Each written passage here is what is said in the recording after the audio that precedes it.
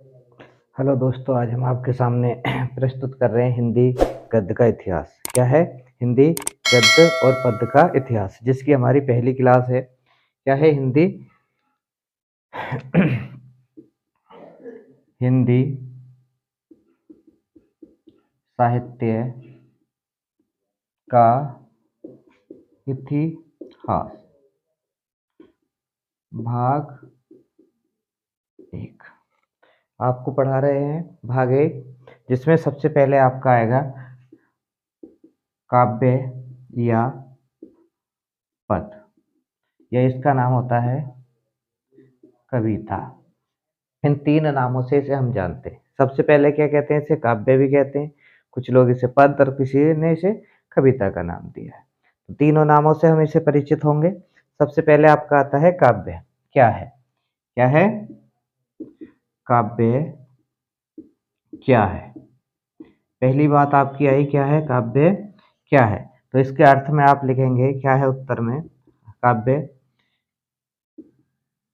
किसी लययुक्त छंदोबद्ध रचना को काव्य कहते हैं। क्या लिखा है आपने? कि किसी लययुक्त छंदोबद्ध रचना को काव्य कहते हैं। यानी कि जब आप लय में हो, उसमें नियम लगे हुए व्याकरण के, वो सब मिलकर क्या कहलाती हैं? आपकी काव्य कहलाती हैं। ठीक है। उसके बाद आते हैं काव्य के भेद। सेकंड बात है काव्य के भेद कितने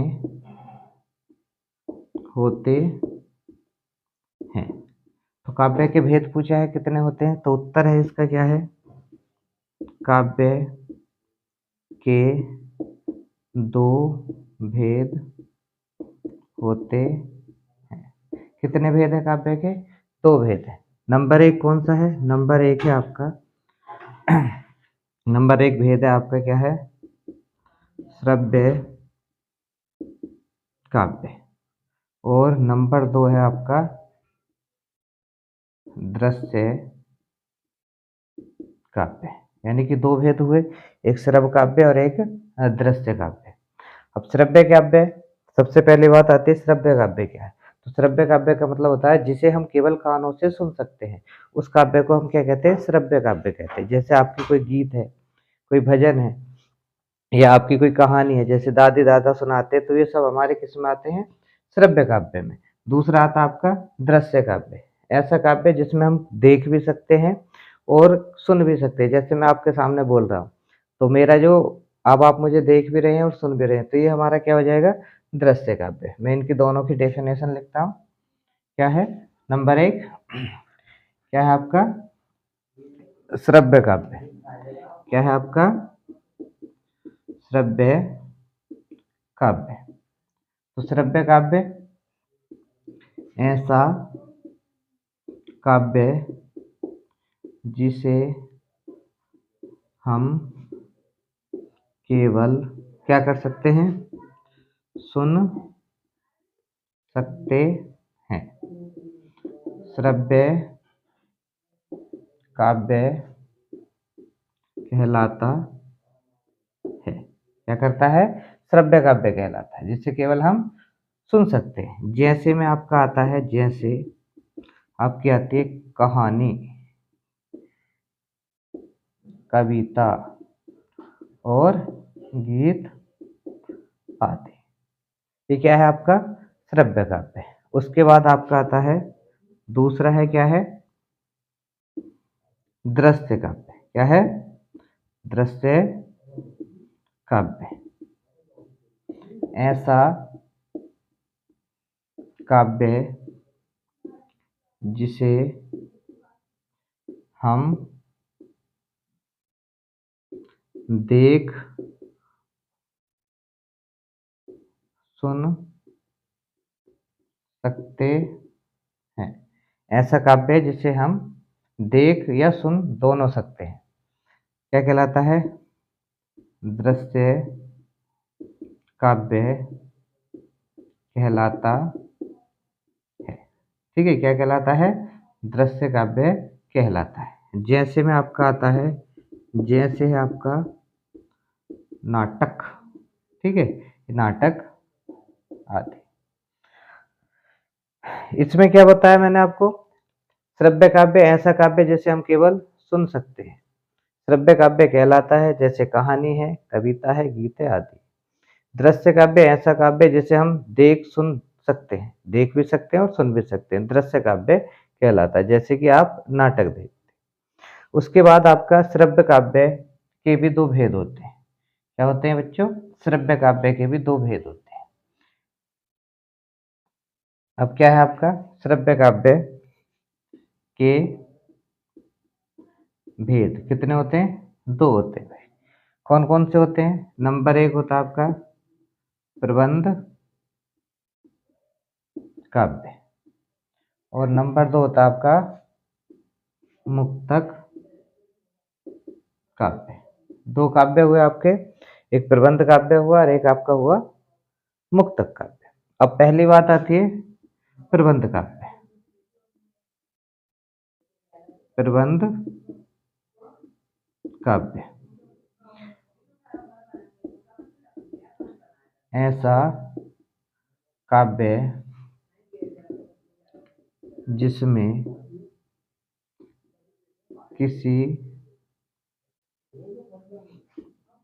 व्यक्ति के चरित्र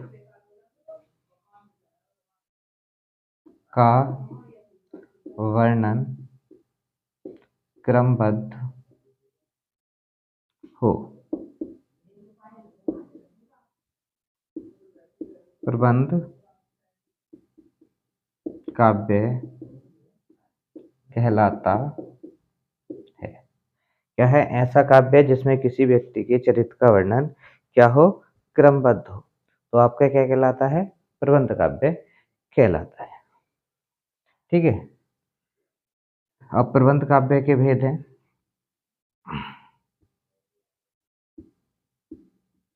प्रबंध काव्य के भेद कितने होते हैं? तीन होते हैं बच्चों। कितने होते हैं? तीन होते हैं।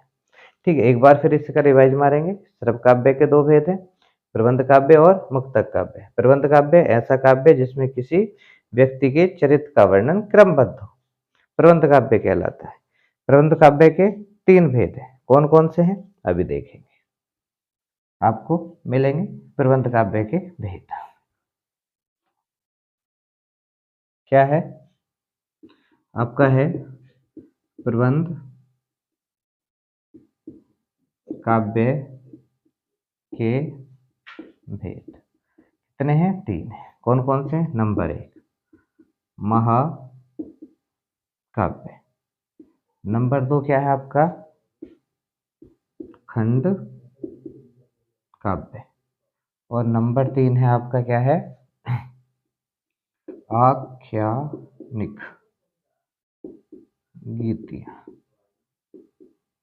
क्या है? आख्यानिक गीतियां। तीन होते हैं प्रबंध काव्य के भेद में। कितने? तीन, महाकाव्य, खंड काव्य और आख्यानिक गीतियां। तो सबसे पहले आपका आता है महाकाव्य। क्या है आपका? महाकाव्य। तो महाकाव्य क्या है आपका? ऐसा ग्रंथ जिसमें, ऐसा ग्रंथ जिसमें महान व्यक्ति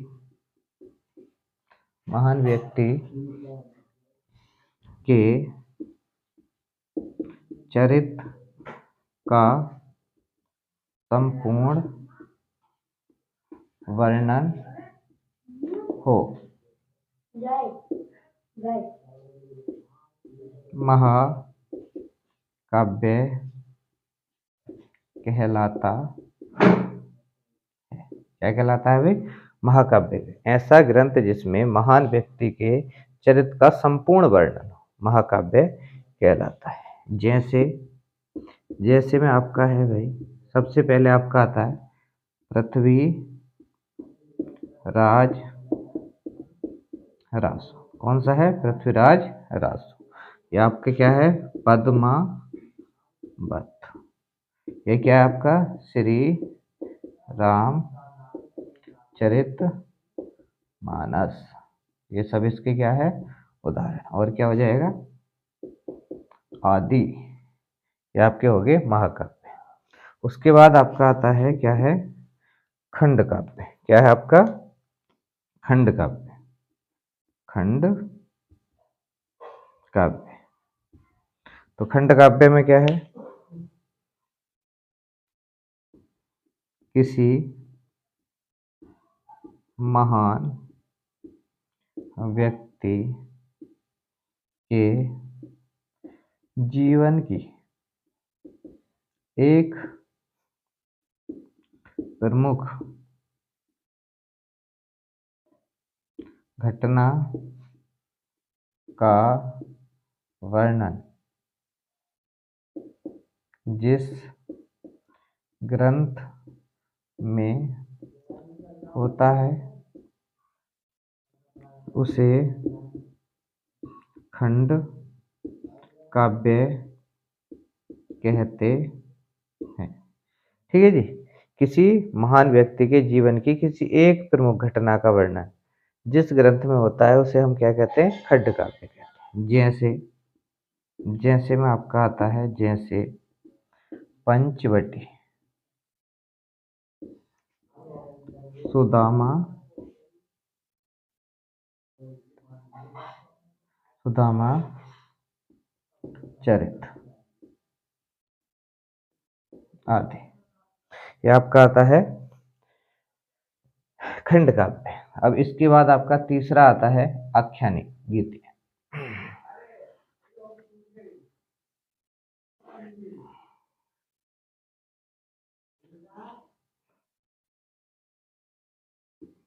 क्या है? क्या आख्यानिक गीति ऐसा ग्रंथ ऐसा ग्रंथ जिसमें ऐसा ग्रंथ जिसमें महाकाव्य और खंड काव्य के अतिरिक्त व्याख्या होती है उसे उसे हम उसे आख्यानिक गीतियां कहते हैं। जैसे जैसे में आपका आता है झांसी झांसी की रानी। ये एक कहानी है झांसी की रानी की, लेकिन पूरी नहीं, तो इसलिए ये क्या है? एक आख्यानिक गीतिका है। इस तरीके से आज मैंने आपको हिंदी गद्य साहित्य के जो बेसिक बातें हैं वो बताई है। अब इसके बाद आपका शुरू होता है हिंदी गद्य का काल विभाजन। ठीक है, दो प्रमुख आचार्यों के मत अनुसार करूंगा, दोनों को देखेंगे। सबसे पहला है आपका आचार्य रामचंद्र शुक्ल के अनुसार हिंदी पद्य का काल विभाजन। हिंदी पद्य का काल विभाजन आचार्य रामचंद्र शुक्ल के अनुसार। ठीक है जी, के अनुसार हिंदी को चार प्रमुख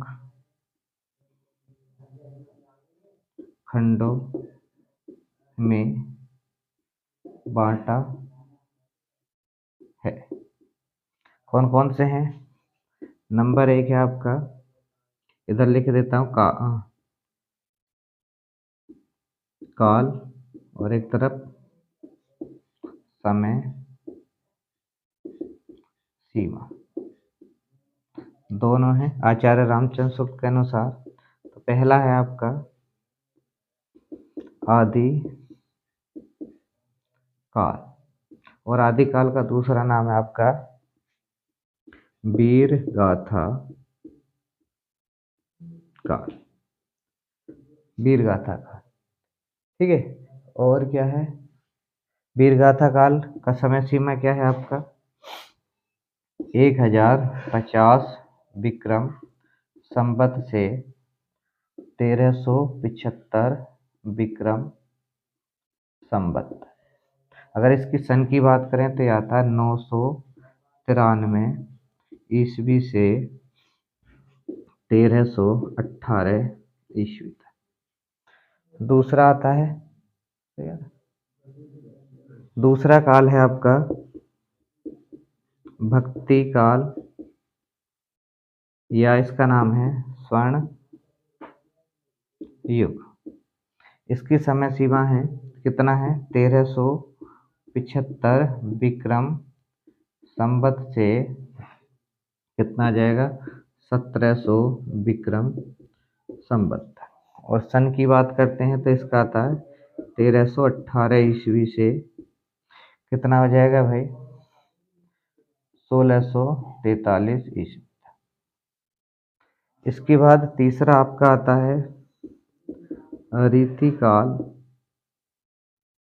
या श्रृंगारिक काल, और इसकी समय सीमा है 1700 विक्रम संवत से 1900 विक्रम संवत, यानी कि 1643 ईस्वी से कितना हो जाएगा?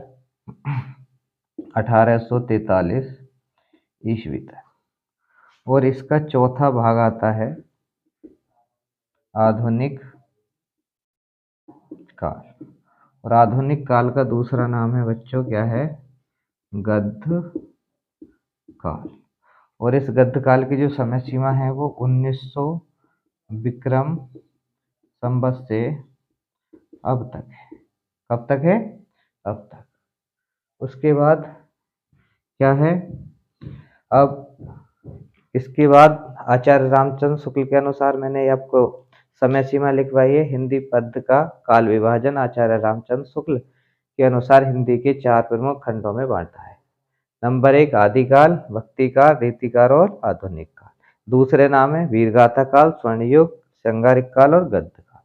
समय सीमा है 1050 विक्रम संवत से लेकर 1375 विक्रम संवत। सन में बात करते हैं तो 900 कितना है? 93 ईस्वी से लेकर 1318 ईस्वी तक, और विक्रम संवत 1375 विक्रम संवत से 1700 विक्रम संवत तक। उसके बाद क्या है? 1318 ईस्वी से 1643 ईस्वी, 1700 विक्रम संवत से 1900 विक्रम संवत, यानी 1643 ईस्वी से लेकर 1843। और आधुनिक काल की कितने थे? 1900 विक्रम संवत, यानी कि सन में इसे कन्वर्ट करेंगे तो कितना हो जाएगा? 1843 ईस्वी से कब तक हो जाएगा? अब तक। इसके बाद आपका एक और हमारे कवि हुए हैं, यानी कि जो हमारे एनसीईआरटी बेस में बना हुआ है, तो उनके अनुसार है हमारा अन्य विद्वानों के अनुसार। क्या हिंदी पद का? अन्य विद्वानों के अनुसार काल विभाजन। नाम यही है इनके काल विभाजन के, लेकिन बस अंतर क्या है इसमें? थोड़ा समय का अंतर है।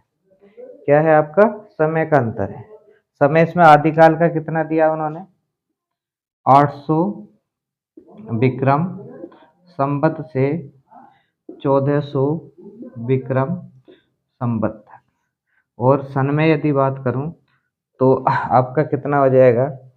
743 ईस्वी से लेकर 1343 ईस्वी तक। सेकंड कितना हो जाएगा 1400 विक्रम संवत से लेकर कब तक है आपका 1700 विक्रम संवत, यानी कि 1343 ईस्वी से कितना हो जाएगा आपका 1643 ईस्वी तक। तीसरा आपका 1700 विक्रम संवत से लेकर कितना हो जाएगा 1900 विक्रम संवत, यानी कि 1643 ईस्वी से 1843 ईस्वी। एक है आपका आधुनिक काल, वही हो जाएगा 1900 विक्रम संवत से लेकर अब तक। उसके बाद आपका क्या हो जाएगा 1843 ईस्वी से कब तक हो जाएगा अब तक। यह आपका हुआ अन्य विद्वानों के अनुसार हिंदी के प्रमुख 4 खंडों में बांटा। खंड यही बांटे हैं, लेकिन बस समय सीमा में थोड़ा अंतर है, बाकी कुछ नहीं है। इसके बाद आपका आता है आधुनिक काल। अब मैं आधुनिक काल का भी काल विभाजन कर देता हूँ, लगे आता हूँ, क्योंकि बार बार एक ही क्लास का रिपीटेड नहीं होगा, तो इसलिए आधुनिक काल का भी काल विभाजन कर देता हूँ। क्या है आधुनिक का आधुनिक काल के कितने भेद हैं आपके 7, कहीं 6 भी आते हैं, 6 या 7 करके। तो सबसे पहला आपका आता है भारतेंदु युग, नंबर 2 पे आता है आपका द्विवेदी युग, और नंबर 3 पे आता है आपका छायावादी युग। कौन सा आता है आपका छायावादी। नंबर 4 पे आता है आपका प्रगतिवादी युग, और नंबर 5 पे आता है आपका क्या है आपका प्रयोगवादी युग, और नंबर 6 पे आपका आता है नई कविता। इस तरीके से इसके आधुनिक काल को भी हमने कितने 6 भागों में बांटा है। ठीक है जी। अब इसके बाद हम सबसे पहले भाग की बात करेंगे, हम कौन से की आदिकाल। आज हम आपको पढ़ाएंगे कौन सा आदिकाल। क्या पढ़ाएंगे आदिकाल। वीडियो कुछ ज़्यादा बड़ी तो नहीं हुई है, देख सकते हैं बच्चे बड़े अच्छे से। क्या है आधुनिक का सॉरी कौन सा पढ़ाएंगे आज आपको हम आदिकाल। क्या है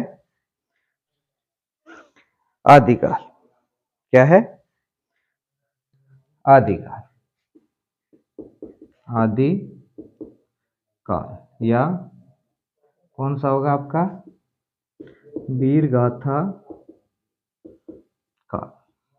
समयावधि कितनी है इसकी, मैंने लिखा था 1050 विक्रम संवत से कितना था 1375 विक्रम संवत। इसके बाद इसका है आदिकाल की प्रमुख विशेषता। आदिकाल की प्रमुख विशेषताएं क्या है।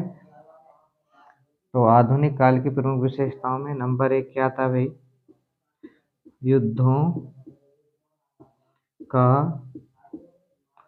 सजीव वर्णन। पहली विशेषता क्या होती है आदिकाल में, युद्धों का जो वर्णन है वो ऐसे लगता है जैसे आज ही हमारे सामने युद्ध हुए। इसके बाद दूसरा क्या है इसमें,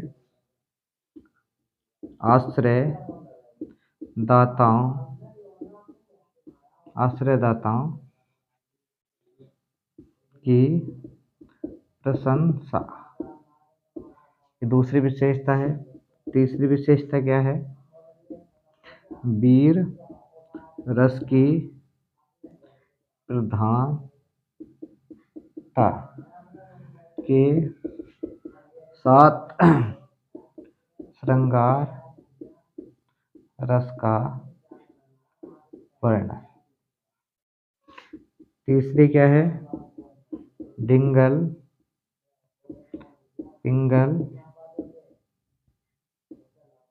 पिंगल भाषा शैली का प्रयोग,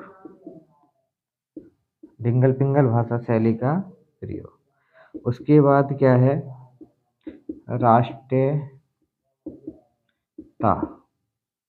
का अभाव। ये आपका आदिकाल की विशेषताएं बताई मैंने।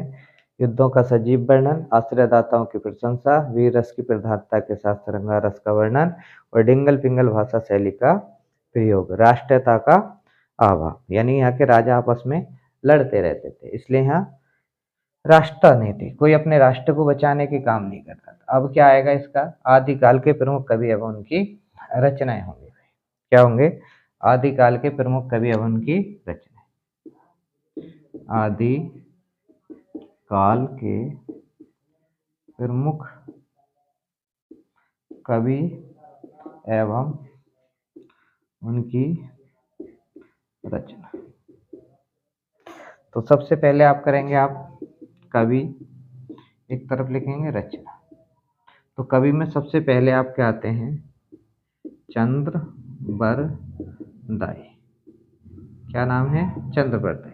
रचना है इनकी पृथ्वीराज रासो, सबसे ज्यादा पूछी जाती है पृथ्वीराज रासो।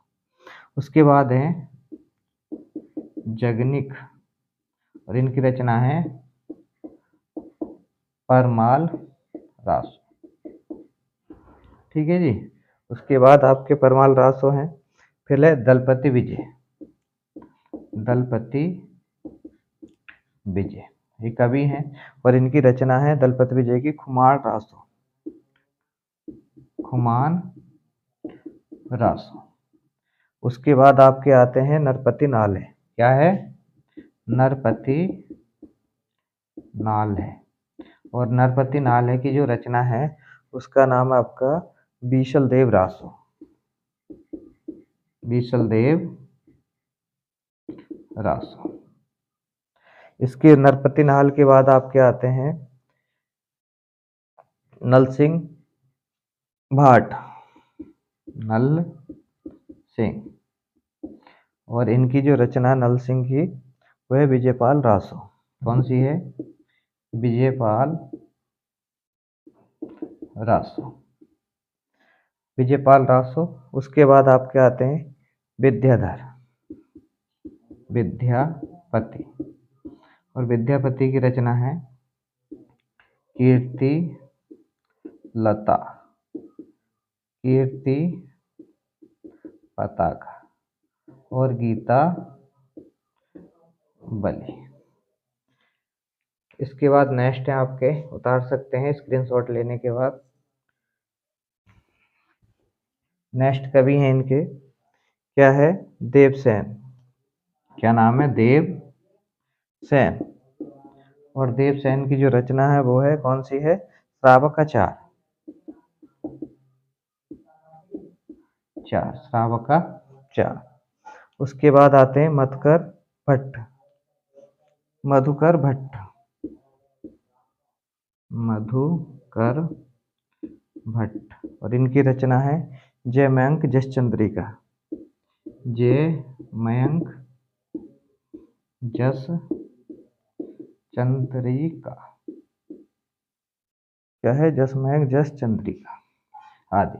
तो बच्चों आज आपके सामने मैंने आदिकाल गद्य के इतिहास का पूरा वर्णन किया। अगर आपको लगा कि कुछ सही है तो आप लोग मुझे कमेंट्स करके बता सकते हैं। अगली जो वीडियो होगी कल वो आपकी होगी भक्ति काल की। आज की क्लास यहीं समापन होती है। जय हिंद।